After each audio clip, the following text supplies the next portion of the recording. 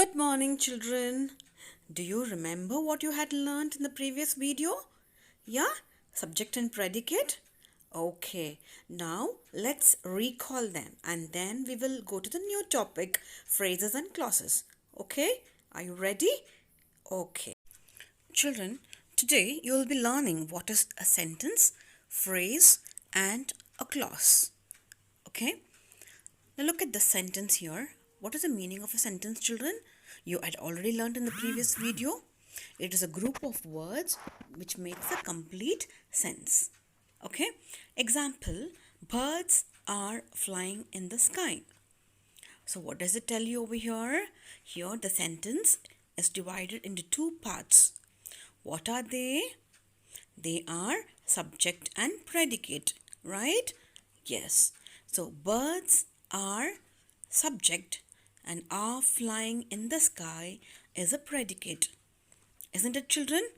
Do you remember the subject and predicate? Okay. What is the subject, children?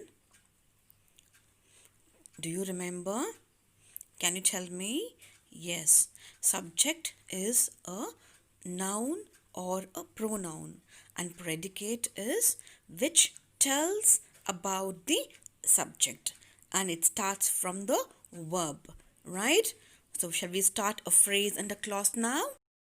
Let me start with an example, okay, so that it will be easy to understand. My best friend and John is my best friend. Both are group of words. One is a phrase, another one is a clause. Identify which is a phrase and a clause. Remember, children, clause has subject verb combination, but a phrase has no subject verb combination. Keep this in your mind, okay? Don't forget. Now, can you identify which is a phrase and a clause? My best friend, it does not have subject and verb, right? So it is a phrase. John is my best friend because John is a subject and is a verb. So it is a clause. Clear to you? Did you understand the meaning of phrase and a clause? Shall we know more examples? Yeah? Okay. Now let's see what is a phrase. It is a group of words with no subject verb combination. It doesn't have meaning if it is used alone.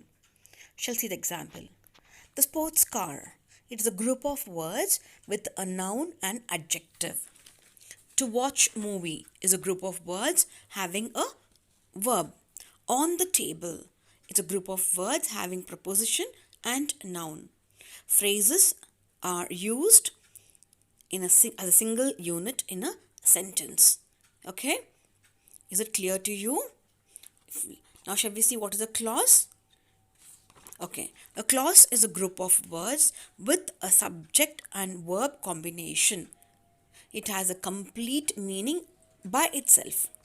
So clauses are divided into two types: independent clause and dependent clause. Okay, listen carefully, children. Independent clause is a complete sentence. Okay, for example, you were in the party.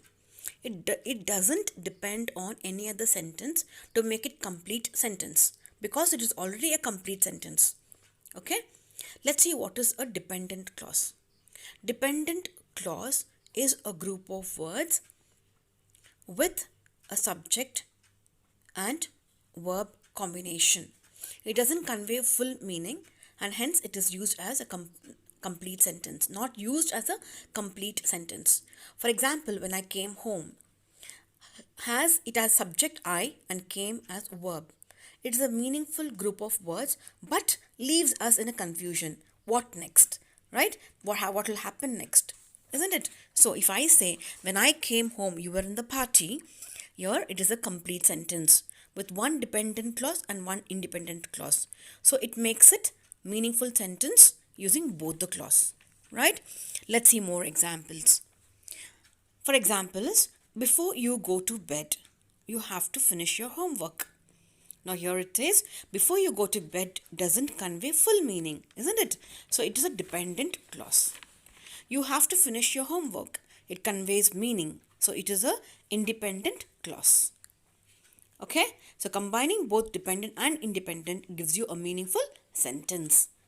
Clear to you, children?